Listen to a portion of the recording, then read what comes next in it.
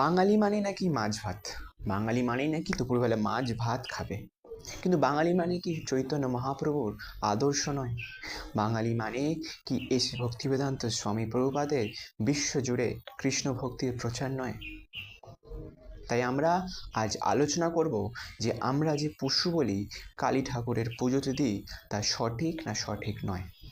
AC Bhaktivedanta স্বামী শ্রীলা প্রভুপাদ তার ভক্তিবেদান্ত তাৎপর্যে বলছেন, আমরা যে পশু বলি দিই তা একদমই ঠিক নয়।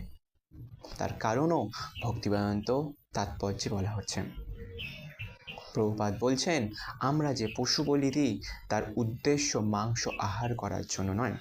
অনেকে মনে করতে পারে কালী ঠাকুরকে আমরা পশু নিবেদন করছি, ভোগ হিসাবে কালী ঠাকুর সেটা গ্রহণ করছেন এবং সেটা আমাদের প্রসাদ হিসাবে ফেরত দিচ্ছেন এবং আমরা তা গ্রহণ করছি। ভগবানও মাংস খাচ্ছে, আমরাও মাংস খাচ্ছি, কিন্তু এই উত্তর পুরোপুরিভাবে ভুল। তার প্রমাণ ভক্তিবেদান্ত তাৎপর্যে বলা হচ্ছে।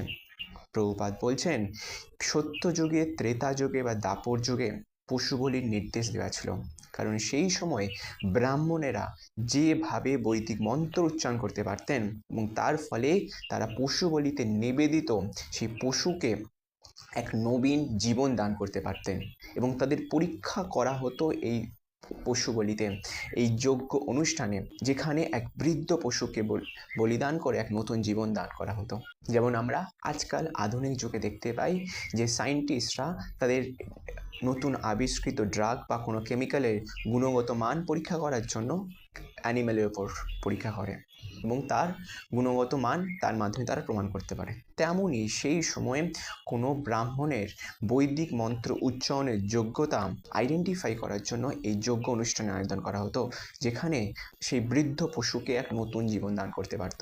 তাই পরিণামে সেই পশু বলির উদ্দেশ্য কোনো খারাপ হতো না, সেই পশু এক নতুন জীবন দান করতে পারত না। সেই পশু বলিতে নিবেদিত মাংস তারা নিজেরা গ্রহণ করত নিজেদের পেট ভরার জন্য। এই কথা পুরোপুরিভাবে ভুল। এই কলি যুগে সম্পূর্ণভাবে পশু বলি দেওয়া বারণ করা হয়েছে। তাই এখন এটা আপনাদের উপর নির্ভর করছে, আপনারা পশু বলি দিয়ে গভীর থেকে গভীরতম পাপে নিজেদের যুক্ত করে নিজেদের আহার করবেন, না সেই কার্য থেকে নিজেরা দূরে থাকবেন। হরে কৃষ্ণ।